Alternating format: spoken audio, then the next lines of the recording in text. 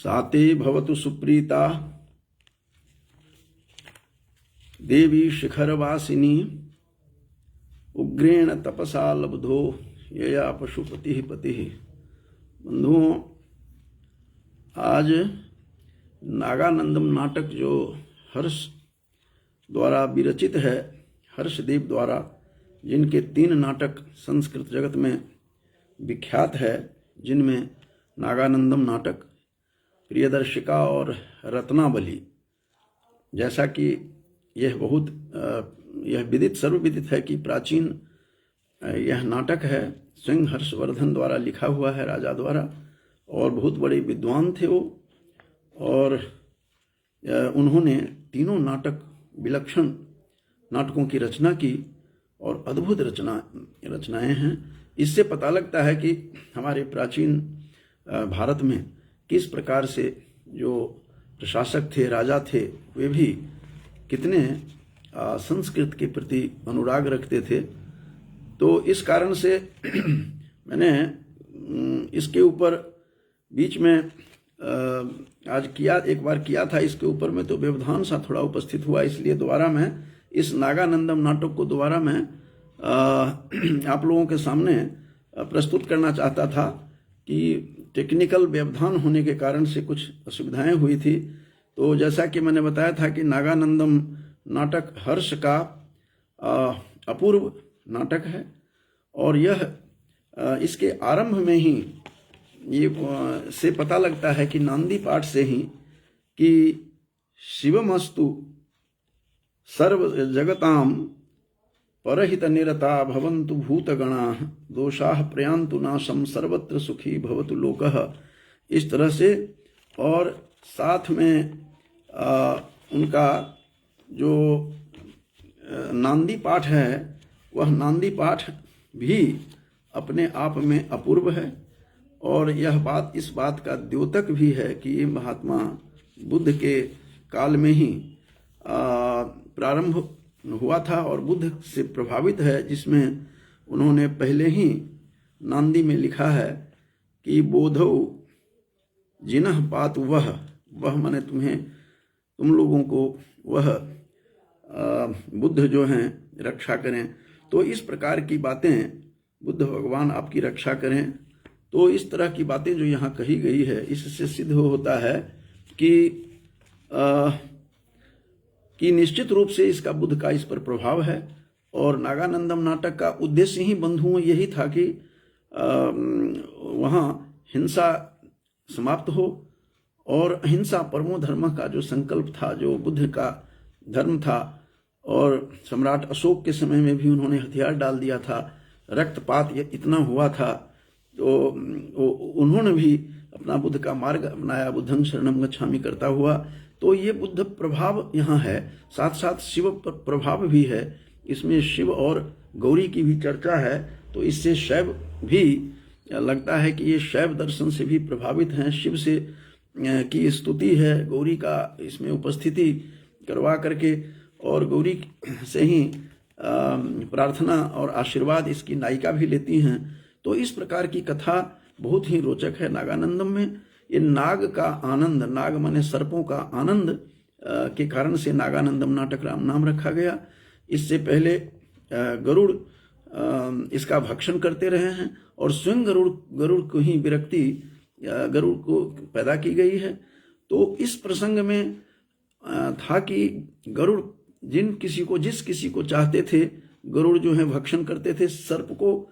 तो इसीलिए उनको कहा गया कि वासुकी जो नाग हैं, नागलोक के राजा, उन्होंने आग्रह किया कि हे गरुत्मन, हे वैनतेय, आप कृपा करके उन्हीं नागों को, उन्हीं सर्प को भक्षण करें जिसको हम प्रतिदिन आपके पास भेजा करेंगे, जिस किसी को नहीं खाइए, ये निवेदन है। इस प्रकार का निवेदन उनको किया गया।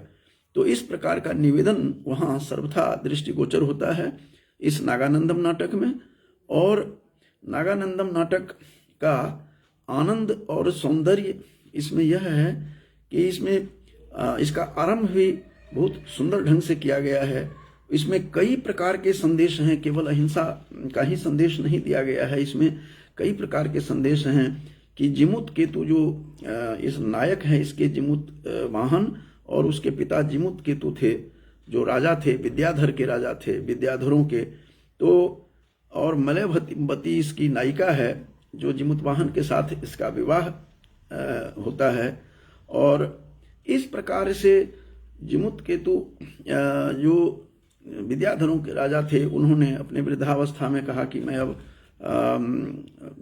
वानप्रस्थ अवस्था में जा रहा हूँ, इसीलिए मैं राजपाट उन्होंने अपने पुत्र जिमुत वाहन को दिया।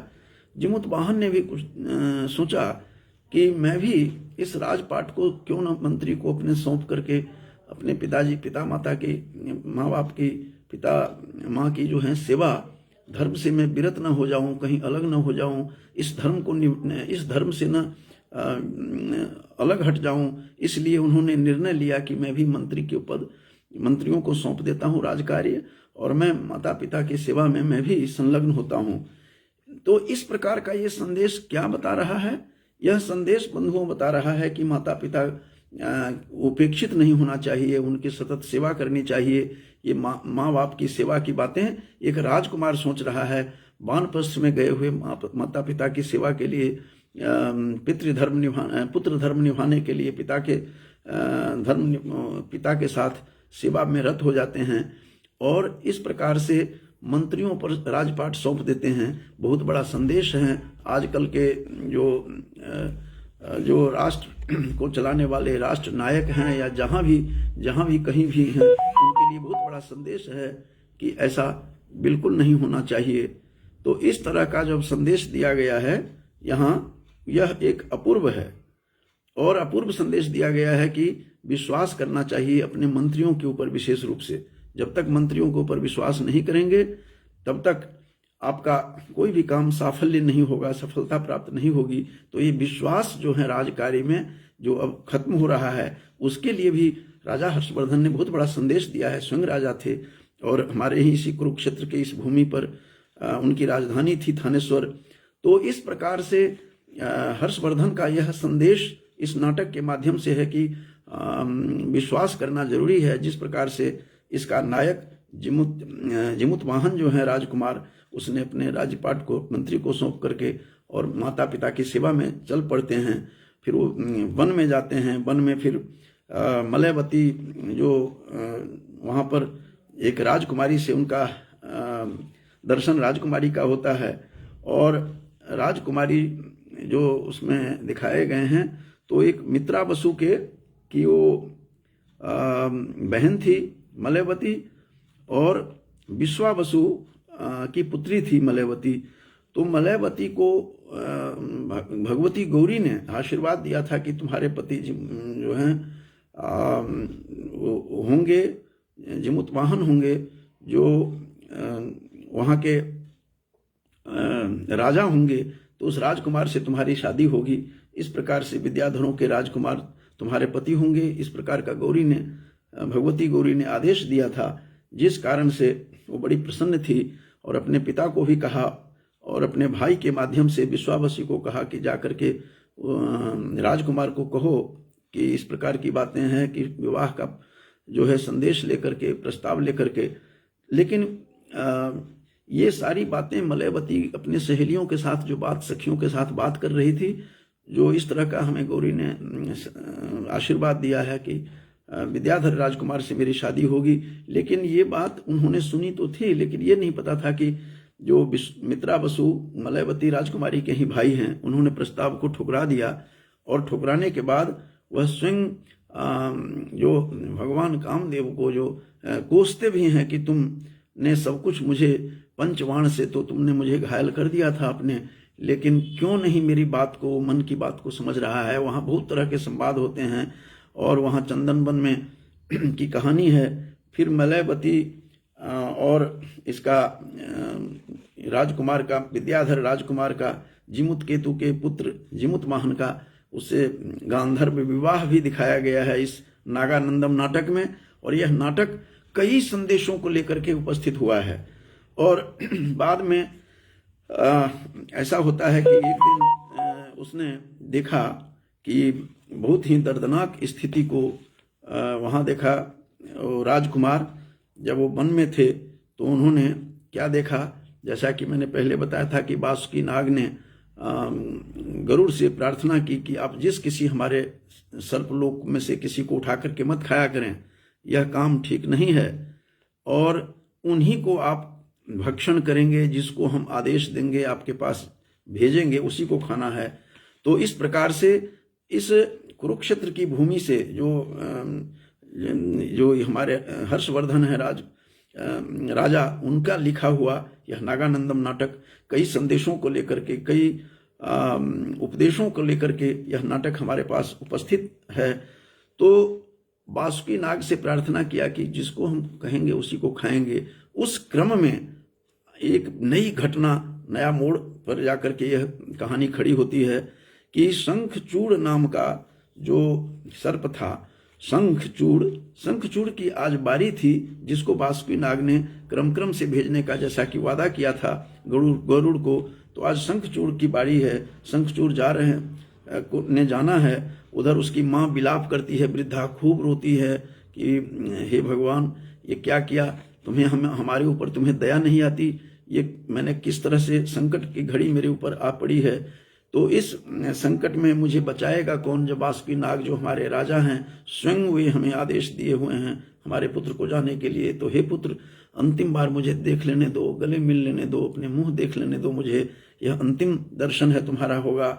बहुत विलाप करती है, मातृ हृदय है, हृदय इतना विलाप करती है कि पाषाण का भी हृदय पिघल सकता है, द्रवित हो सकता है। इस प्रकार का जो करुण दृश्य देख करके वह राजकुमार ने सारी बातें माता का विलाप सुना, और यह सुन करके उसने जा करके शंखचूड़ को कहा। और जो भी बासुकी नाग के द्वारा आदिष्ट होते थे जाता था, उसमें एक और विशेषता यह थी कि उसके लाल वस्त्र पहन करके चिन्ह होता था, उसी वस्त्र को पहन करके जाते थे। तो इस प्रसंग में वो लाल वस्त्र जो था उसका, वो लेकर के ही चिन्ह होता था। उसने शंखचूड़ को कहा, उस सर्प को कहा कि आप, हे शंखचूड़, आप कृपा करके मेरे ऊपर कृपा कीजिए, आपकी माता बहुत रो रही हैं और विलाप कर रही हैं, और इस विलाप को देख करके मेरा हृदय द्रवित हो उठा है। आप कृपा करके मुझे ये लाल वस्त्र दीजिए, ताकि मैं ही तो आपके जगह गरुड़ के पास जाऊंगा भक्षण के लिए, गरुड़ मुझे खा लेंगे। और आज टांग में बंद था, वो चिन्ह जो है मुझे आप कृपा करके दे दें। लेकिन न तो उस शंखचूड़ सर्प ने दिया मानी बात, न उसकी माँ ने।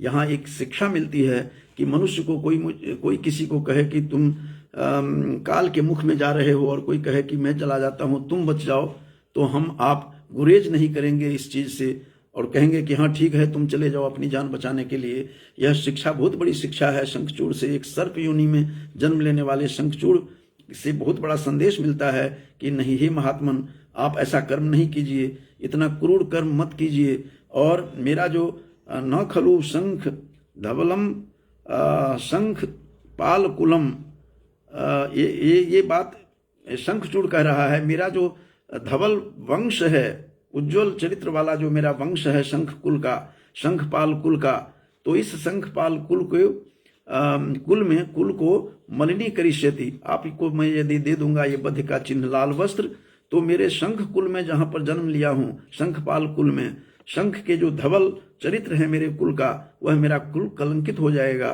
तो चूड़ो मलिनी करिष्यति, यह शंखचूड़ मलिन कर लेगा अपने शंखपाल के कुल को। इतनी बड़ी बात कहता है, आप ऐसा काम मत कीजिए।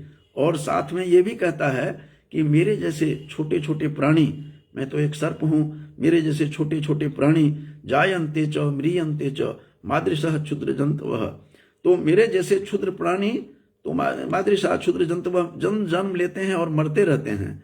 लेकिन परार्थे बद्ध कक्षाणाम, जो परार्थ माने दूसरों के लिए, परोपकार के लिए जिसने कमर कसा हुआ हो, ऐसे तो आदृशा मुद्भवः कुतः, तुम्हारे जैसे लोग बहुत सदियों के बाद एक जन्म लेते हैं। इसीलिए आप अपना हे महान प्राणी, हे महासत्व ऐसा न कहिए। ये शंखचूड़ कह रहा है, जो उसकी रक्षा करने के लिए नायक, इसका जो राजकुमार विद्याधर का राजकुमार जिमुतवाहन ने जो कहा कि तुम अपना चिन्ह दे दो, मैं तुम्हारे जगह आज गरुड़ के पास जाऊंगा, मुझे खाएंगे, तुम इससे मुक्त हो जाओगे। उसने कहा ऐसा काम मत कीजिए, क्योंकि मेरे जैसे क्षुद्र प्राणी प्रतिदिन जन्म लेते हैं, जायन्ते च म्रियन्ते, जायन्ते जन्म लेते हैं, म्रियन्ते च मरते हैं, यादृशा क्षुद्र जंतु, वह मेरे जैसे प्राणी, क्षुद्र प्राणी, छोटे प्राणी, तुच्छ प्राणी ऐसे ही मरते हैं। लेकिन परार्थे बद्ध कक्षाणाम, आप जैसे परार्थ कार्य के लिए परोपकारी, आप जैसे त्यागी पराक्रमी पुरुष इस संसार में उद्भव कुतः, कहाँ उद्भव होते हैं। आप जैसे लोग जन्म बहुत कम लेते हैं, बिरले ऐसे हैं, इसलिए ऐसा कलंक मेरे ऊपर मत चढ़ाइए। मेरे शंख कुल को, जो धवल वंश है, उज्ज्वल वंश है, उज्ज्वल कीर्ति वाला जो मेरा वंश है, इस वंश को शंखचूड़ मलिनी करिष्यति, यह शंखचूड़ मलिन कैसे कर लेगा, गंदा कैसे कर लेगा अपने कुल को। तो इस प्रकार से शंखचूड़ ने उसको मना कर दिया, उसको दिया नहीं। और यह देख करके जिमुतवाहन बहुत निराश हुआ। लेकिन कुछ ही देर के बाद कुछ घटना, और साथ में शंखचूड़ उसी समय गरुड़ के पास नहीं जाते हैं। वो इसलिए नहीं जाते हैं कि कहते हैं कि अंतिम बार मैं इसके जीवन का मेरा अंत हो रहा है, इससे पहले मैं जा करके शिव का गोकर्ण के मंदिर में जा करके मैं उनका अर्चना करूंगा, पूजा करके प्रणाम करके आता हूं, तब मैं जाऊंगा गरुड़ के पास।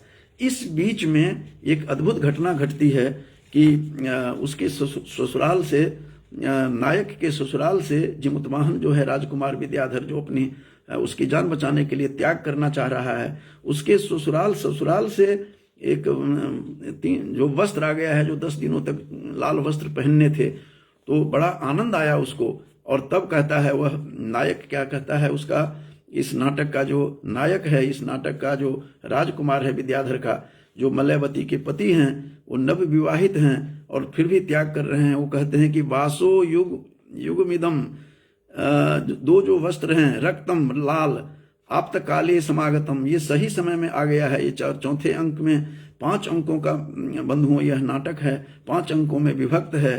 तो कहता है चौथे अंक के 21वें श्लोक में कि वासो युगमिदम रक्तम, यह जो 2 वस्त्र, रक्त वस्त्र है, लाल वस्त्र, आप्त काले समागतम, सही समय पर आ गया है ससुराल से। महतिम प्रीतिम माधत्ते, बहुत आनंद आ रहा है मुझे, यह मिल गया। परार्थे देह मुज्जतः, परार्थे माने दूसरों के लिए, देह माने शरीर को, उज्जतः माने परित्याग करने से में इतना आनंद आ रहा है मुझे, वो गदगद हो जाता है कि मैं इस शंखचूड़ की रक्षा करूंगा, मैं स्वयं अपनी जान पर खेलूंगा, स्वयं चला जाऊंगा उस गरुड़ के पास, गरुड़ मुझे खा लेंगे और शंखचूड़ को छोड़ देंगे। बड़ा प्रसन्न होता है। और तब कहता है कि मैंने जो मलयवती के साथ, इस राजकुमारी के साथ जो मैंने विवाह किया है, जो विश्वा बसु के पुत्री के साथ शादी, मेरा विवाह हुआ है मित्रा बसु के बहन के साथ, यह जीवन आज मेरा धन्य कर दिया उसने। सफली भूतों में मलयवत्यासह पाणिग्रह, कहते हैं सफल हो गया मलयवती के साथ मेरा पाणिग्रह, मेरा विवाह जो है, मेरी शादी सफल हो गई है। आज मेरा जीवन को सफल कर दिया है मेरी धर्मपत्नी ने। उसके साथ विवाह करके जिस बद्ध के चिन्ह, लाल चिन्ह पहन करके जो जाना होता था गरुड़ के पास, वह चिन्ह मुझे ससुराल से मिल गया है। उसमें 10 दिनों तक वही पहनना था। इस तरह की चर्चा आई है इसमें।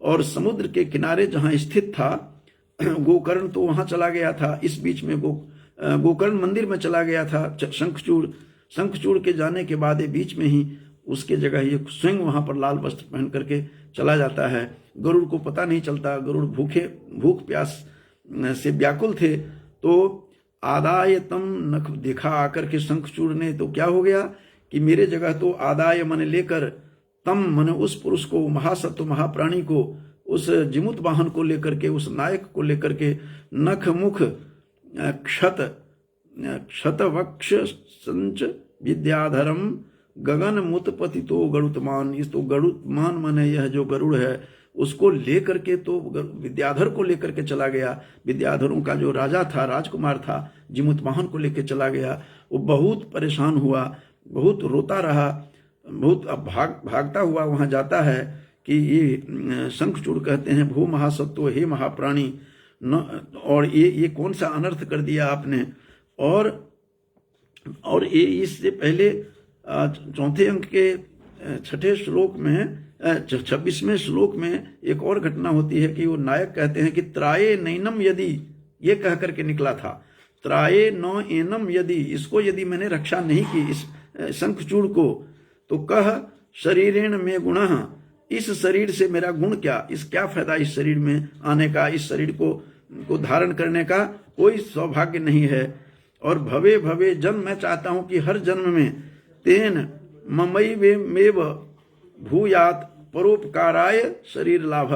ये चौथे के जैसा बताया था अंक का 26वां श्लोक है कि हर जन्म में मैं जन्म लूं और परोपकार के लिए ही यह शरीर का लाभ होता रहे, शरीर मिलता रहे।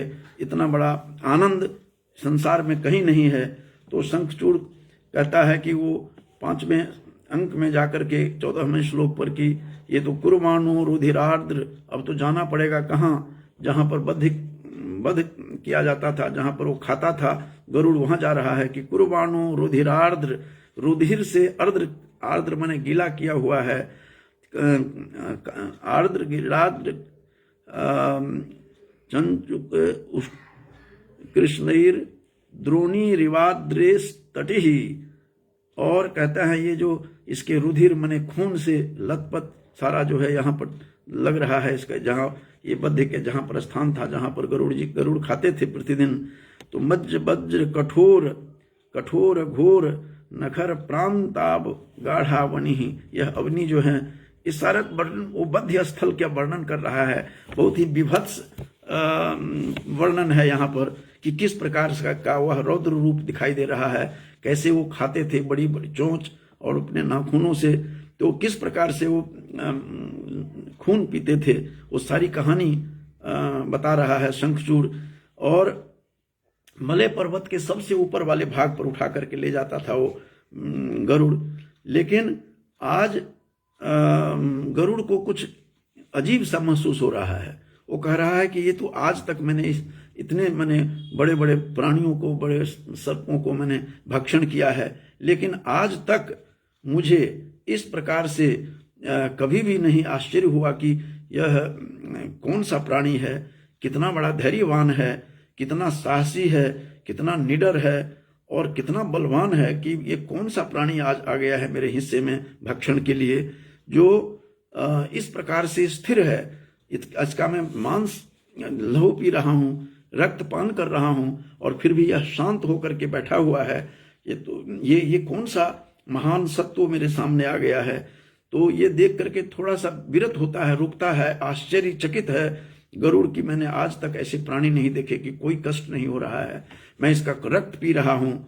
तो जिमुतवाहन कहते हैं, वह नायक कहता है जिनको खा रहे थे गरुड़ कि हे बैनतेय, हे विनिता के पुत्र।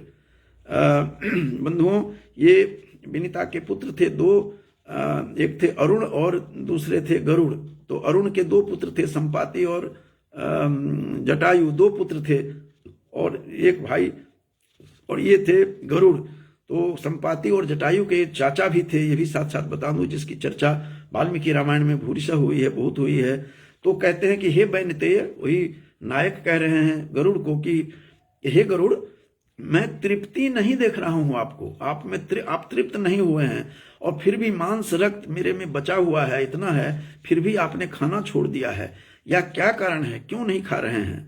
तो तब उन्होंने जाकर के, जब शंखचूड़ वहां जाता है और देखता है कि ये तो बहुत गलत हुआ है, फिर बताता है उसको गरुड़ को कि शंखचूड़ जाकर के हे गरुत्मन, ये महासत्व, ये विद्याधर हैं, ये जिमुतवाहन हैं, आप कितना अनर्थ कर रहे हैं। आज तो मुझे खाना था, आपको इसको कहाँ लेकर के इनको आ गए, इनको खा रहे हैं, इनकी बारी नहीं है।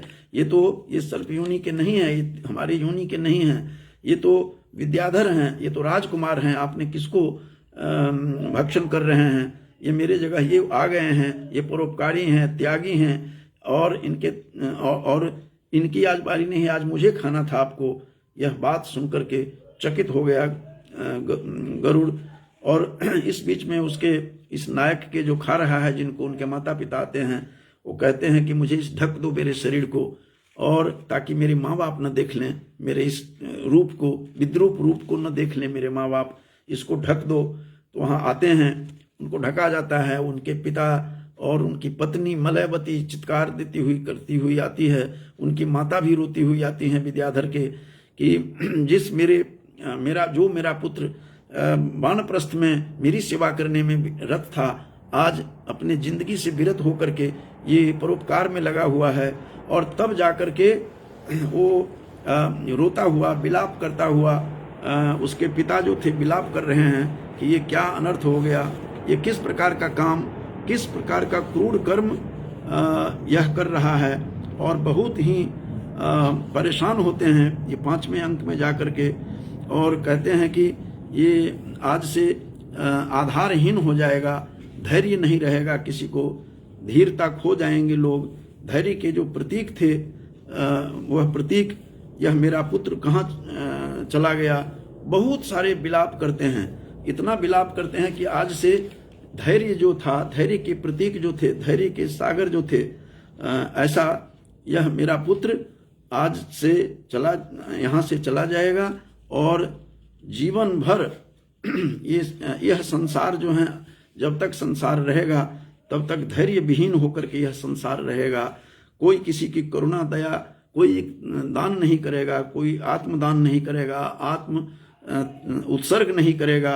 ये बात कहता हुआ रोता है। जो 5वें अंक के जो 31वां श्लोक है वो है कि निराधारम धैर्यम, शिखरणी छंद है, कामीव शरणम या तु विनयः। अब तो धैर्य तो निराधार हो गया है, इसका कोई आधार नहीं रहा।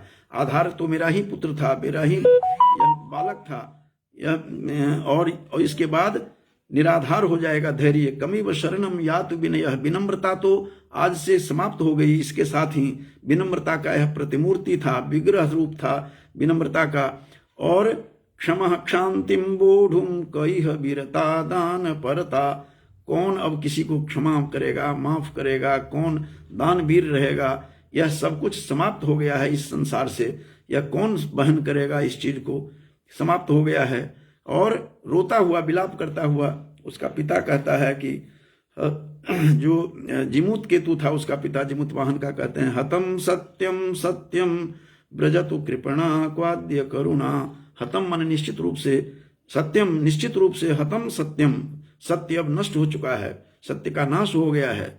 और ब्रजतु कृपणा क्वाद्य करुणा, ये करुणा, दया भाव, करुणा, ममता अब किसके पास ब्रजतु मन जाए, अब कहाँ जाए। क्योंकि जिसका शरण, जिसका आधार मेरा पुत्र था वह जा रहा है संसार से। एक पिता की जो करुण क्रंदन देख करके हृदय विचलित करने वाला है। और कहता है जगत जातम शून्यम, यह जगत जो है शून्य हो गया है। तो ही तनय लोकांतर गते, हे तनय, हे पुत्र, तुम्हें लोकांतर जाने पर, दूसरे लोक चले जाने पर अब क्या हुआ है कि धैर्य निराधार हो गया है, आधारहीन हो गया। कौन क्षमा करे, सत्य भी नष्ट हो चुका है। अब तुम्हारे साथ ही सत्यता के प्रतीक हो तुम, और सत्य के, करुणा के, दया के, परोपकार का तुम ही एकमात्र आधार था। अब निराधार हो गया सब। यह जगत जातम शून्यम, यह समस्त जगत शून्य हो गया है और शून्यता की छा गई है समस्त विश्व में। अब कौन किसके लिए उपकार करेगा, कौन भला करेगा। इस प्रकार की बातें करता हुआ, रोदन करता हुआ, करुण क्रंदन करता हुआ वहां पर आता है। जब पता लगा गरुड़ को कि यह मेरा भक्ष्य नहीं था, मेरा भोजन नहीं था, वहीं से आकर के बहुत पीड़ा होती है उसको बंधुओं। ये और पीड़ा, इतनी पीड़ा होती है कि दोनों घुटने पर के बल खड़े बैठ करके और दोनों हाथ जोड़ करके माफी मांगता है उस विद्याधर से, उस राजकुमार से।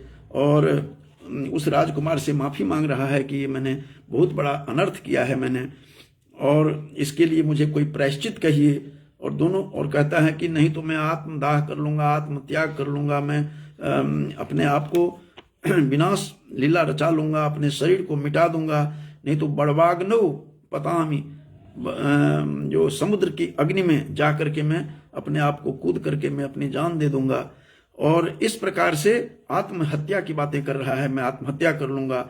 ये कितना बड़ा पाप किया मैंने, किस अनर्थ किया मैंने किसको खा लिया, और अब मैं प्रायश्चित कैसे करूं। हाथ जोड़ करके दोनों घुटने के बल, वो गरुड़ जो स्वयं विष्णु के वाहन हैं, जो इतने बलशाली हैं और इतना शौर्य रखते हैं, जो रावण के साथ जिसका भतीजा लड़ाई की, जिसने 60,000 वर्षों तक जिसने राज किया, जिसके पुरखों ने, उस गिद्ध कुल के, ऐसे गरुड़ उस कुल से हैं जो अब वाल्मीकि रामायण में विस्तार से देखेंगे उसमें, और बहुत ही सुंदर ढंग से वाल्मीकि ने उसका वर्णन किया है। हाथ जोड़ करके कह रहे हैं कि हे विद्याधर, हे जिमुतवाहन, आपसे प्रार्थना है, हाथ जोड़कर प्रार्थना है कि आप मुझे उपदेश दें, मुझे क्या करना चाहिए, और पूरा उपदेश देते हैं। और ये भी कहते हैं गरुड़ कि अज्ञान निद्रा शयितो, मैं तो अज्ञान के निद्रा में सो रहा था, अज्ञान निद्रा शयितो भवता प्रबोधितः प्रतिबोधितः, आपने मुझे जगा दिया है। मैं तो बिल्कुल अंधेरे में पड़ा हुआ था, अंधकार में पड़ा हुआ था, और अज्ञानांधकार में मैं पड़ा हुआ था। आपने मुझे प्रबोधित कर दिया है, आपने मुझे प्रतिबोधित कर दिया है, जगा दिया है, मेरे जैसा इस घृणित प्राणी को जगा दिया है। अब मुझे क्या करना चाहिए? इस प्रकार से वो बार बार प्रार्थना करता हुआ दिखाई देता है और कहते हैं कि अब मुझे क्या करना चाहिए, आप मुझे कोई प्रायश्चित का बताओ, कोई मार्ग बताओ, मैं करूं तो क्या करूं, क्योंकि अज्ञान निद्राशयितो भवता प्रतिबोधितः। ये अंतिम जो 5वां अंक है, उस अंक का 26वां श्लोक है। सर्व प्राणी बधाद एष विरतो अद्य प्रभृत्यहम्, आज से मैं विरत हो गया हूँ, हट गया हूँ इस मांस खाने से, सर्पों को खाने से। आज के बाद मैं बिल्कुल परित्याग कर दूंगा, क्योंकि अज्ञान निद्रा शयितः, अज्ञान के निद्रा में मैं सो रहा था, अंधकार में था, घोर अंधकार में था, अंधतमसी में पड़ा हुआ था।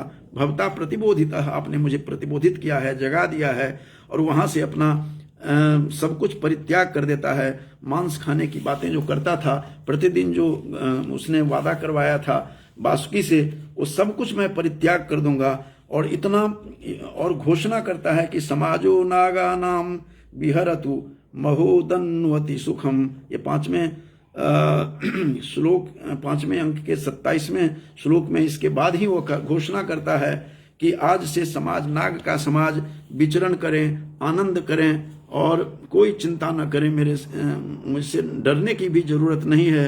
तो समाजो नागानाम विहरतु महोदन्वति सुखम, और आनंद लें, सुख का आनंद लें। आज मेरे से कोई डरने की अब जरूरत नहीं है। सभी नागों को, सभी सर्पों को घोषणा करके बताते हैं। और घोषणा करने के बाद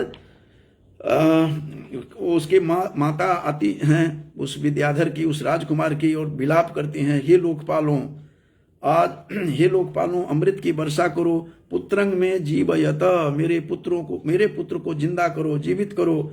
फिर प्रबोधित होता है गरुड़, और गरुड़ इतना बलशाली था, ऊपर से पुष्प वृष्टि करते हैं उसकी इस लीला को देख करके, उस त्याग को देख करके, उत्सर्ग को देख करके, आत्मोत्सर्ग को देख करके देवलोक भी ऊपर से पुष्प वृष्टि करते हैं। ये नागानंदम नाटक का, और जिस नागानंदम नाटक को लिखने का जो प्रयास किया था हर्षदेव ने, राजा हर्ष ने, वो इसको सफल होता हुआ यहाँ पर दिखाई देता है 5वें अंक में आकर।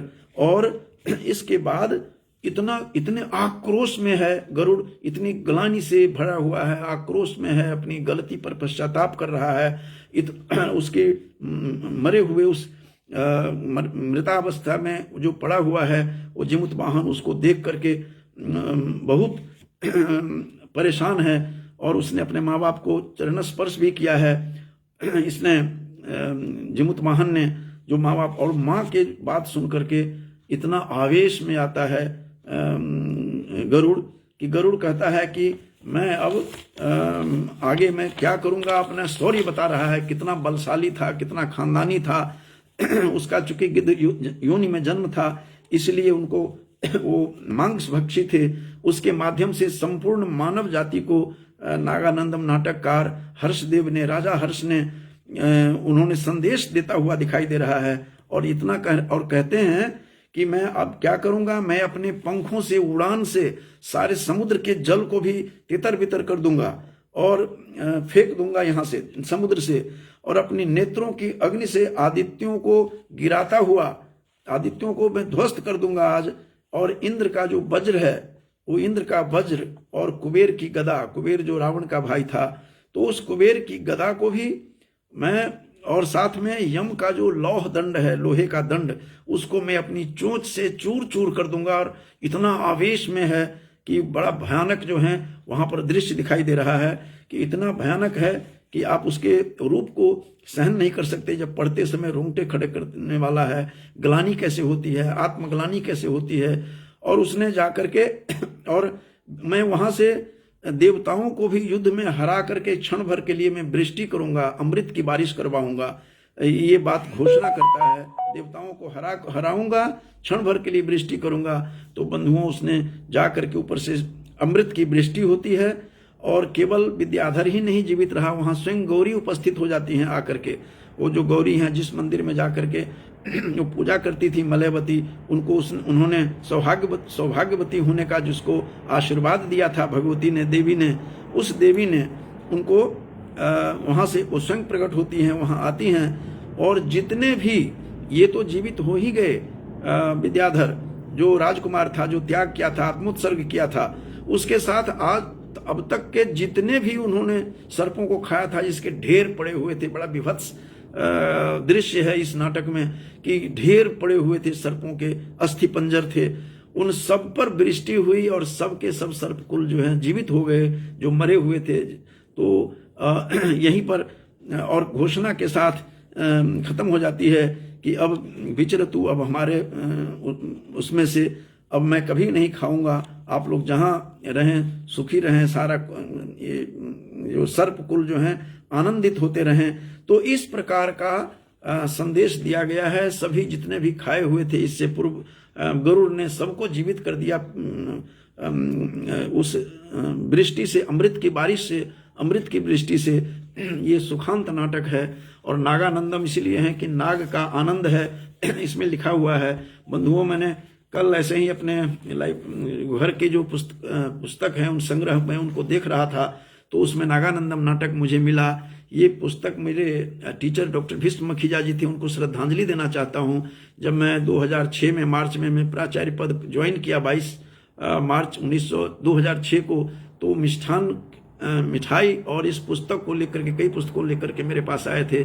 तो मखीजा जी अब हैं नहीं, उनको भी मैं जहाँ भी हैं उनको मैं श्रद्धांजलि देता हूँ। और आश्चर्य होगा तब जिन्होंने मुझे अपॉइंटमेंट किया था, 1955 की लिखी हुई ये पुस्तक है। और डॉक्टर के धवन, 4 लोगों ने मिलकर के लिखा है। प्रोफेसर कक्कड़ जी हैं, विद्यालंकार जी भी हैं और भाटिया जी भी हैं, और डॉक्टर के धवन, कृष्ण कुमार धवन, 1958 की ये लिखी हुई पुस्तक मुझे मिली, जिन्होंने मेरा अपॉइंटमेंट किया। डॉक्टर धवन जी को भी मैं कोटसा नमन करता हूँ। तो बहुत बड़े लेखक थे, संस्कृत के विद्वान थे, मैंने न्योला में मेरी अपॉइंटमेंट की। तो उनकी लिखी हुई किताब मेरे ही टीचर डॉक्टर मखीजा जी मेरे घर लेकर के आए थे जिस दिन मैं प्राचार्य पद ग्रहण किया था। तो आनंद की बात यह है, मेरे नागानंद, नागों के लिए तो आनंद है ही, मेरे लिए भी है कि मेरे गुरु की दी हुई पुस्तक कल मुझे दिखाई दी, संग्रह से निकाला। तो मैंने सोचा कि आज नागानंदम नाटक पर कुछ विचार प्रस्तुत किया जाए। बंधुओं, ये नागानंदम नाटक एक अहिंसा परमो धर्म का बहुत बड़ा संदेश दिया है। कई तरह के संदेश दिए हैं। माता पिता को एक राजकुमार होकर के भी वानप्रस्थ अवस्था में भी कैसे सेवा करते हैं। आजकल माँ बाप को लोग वृद्धाश्रम में छोड़ते हैं, उनके लिए भी संदेश है।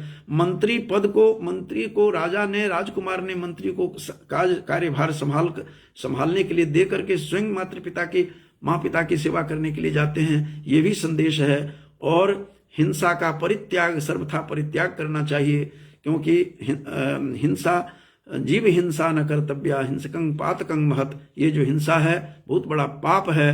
इस प्रकार से संपूर्ण नाटक जो है 5 अंकों का नाटक उद्वेलित करता है। करुणा से भरा हुआ यह नाटक है। इसमें श्रृंगार रस का भी शुरू में आरंभ में प्रयोग है, मलयवती का और विद्याधर का। लेकिन इस नाटक का जो संदेश है बंधुओं, यह नाटक इसी हरियाणा की भूमि पर, जहाँ से मैं बोल रहा हूँ, तो इसी हरियाणा की भूमि पर यह नाटक लिखा गया। राजा हर्षवर्धन, यहीं के थानेसर, कुरुक्षेत्र विश्वविद्यालय के सामने जो थानेसर स्टेशन है, तो ये थानेसर यहीं के थे वो हर्षवर्धन। और नालंदा विश्वविद्यालय के बहुत बढ़िया छात्र रहे हैं, विद्वान छात्र थे, जिन्होंने 3 नाटक लिखे थे। और वहाँ पर विश्वविद्यालय पर बहुत राजा बनने के बाद बहुत सारा इन्होंने बनते समय विश्वविद्यालय को मदद भी की थी। तो ऐसे राजा को, एक राजा हर्षदेव जी को मैं कोटि से नमन करता हूँ कि किस प्रकार से उन्होंने अहिंसा का संदेश किस प्रकार दिया है। यह नाटक शैव भी है, शैव शिव के भी उपासना की बातें करते हैं, गौरी और शिव को, पार्वती और शिव को शिव की, और बौद्ध के भी नमन करते हैं। तो इस प्रकार से आज मैंने इसको पहले भी बोला था, लेकिन कुछ टेक्निकली प्रॉब्लम के कारण से बीच में व्यवधान आया, और बहुत सारे लोग तब भी उपस्थित थे जो हमारे मित्र थैला वाला बाबा हम कहते थे, आज वो भी युधिष्ठिर बहल भी दिखाई दे रहे थे। ये हमारी एक विद्वान पिता की पुत्र डॉक्टर रजनी झा भी इसमें हैं, उनको भी मैं आशीर्वाद देता हूँ सुनने के लिए। और वर्षा चौधरी भी हैं, वर्षा को भी मैं आशीर्वाद देता हूँ। सुखविंदर सिंह जी भी हैं, और इससे पहले कंथला जी भी थे जो पत्रकार हैं, और ये सब हमारे कुरुक्षेत्र के रहने वाले हैं जो इससे पहले मैंने बताया। तो मैं जितने भी श्रोता हैं, हमारे विपिन जी भी हैं हमारे मित्र, तो सबको मैं शुभकामना देते हुए मैं अपनी वाणी को विराम देता हूं। और ये नागानंदम नाटक पर कुछ मैंने प्रसंग दिया, जबकि यद्यपि ये नाटक बड़ा पुराना है। कुछ लोग कहते हैं कि उनका लिखा हुआ नहीं है, लेकिन ऐसा नहीं है, आज उन्हीं के नाम से यह चल रहा है। और सुभाष कौशिक जी भी यहाँ पर श्रोता में हैं। तो इसमें सबको मैं शुभकामना देते हुए, और हर्ष को, जो यही हरियाणा की भूमि पर इसका नाटक का उद्भव हुआ है, जैसा कि मैंने बताया था 3 नाटक हैं, रत्नावली नाटक, नागानंदम और प्रियदर्शिका। तो कैसे विद्वान राजा सब होते थे, कितने त्यागी होते थे, कितना बड़ा संदेश दे रहे हैं इसमें। तो अहिंसा परमो धर्म का संदेश दे रहे हैं, हिंसा का परित्याग करवा रहे हैं। उससे जो मांसाहारी तिर्यक योनि में जन्म लेने वाले और स्वयं विष्णु के लोक में रहने वाले, और उस बालक को, उस राजकुमार को जीवित करने के लिए वो यम से भी लड़ने के लिए तैयार है, इंद्र से भी लड़ने के लिए तैयार है, सभी देवताओं के लिए भी कहते हैं मैं लड़ करके मैं कुछ देर के लिए क्षणिक वृष्टि करूंगा अमृत की। और उसने किया, सभी नागकुलों को जो भी खाए हुए थे उसने सबको उसने जीवित भी कर दिया, और राजकुमार भी जीवित हो जाते हैं। तो इस प्रकार से अशोक कर्ण जी भी अभी जुड़े हुए हैं, जितने भी जुड़े हुए हैं सबको धन्यवाद देते हुए अपनी वाणी को विराम देता हूँ। संस्कृत के इस विशाल समूह जो ग्रंथ का है, उसको थोड़ा थोड़ा सा कण उठा करके कुछ समझ करके आप लोगों को मैं बांटने का प्रयास कर रहा हूँ। बहुत बहुत धन्यवाद।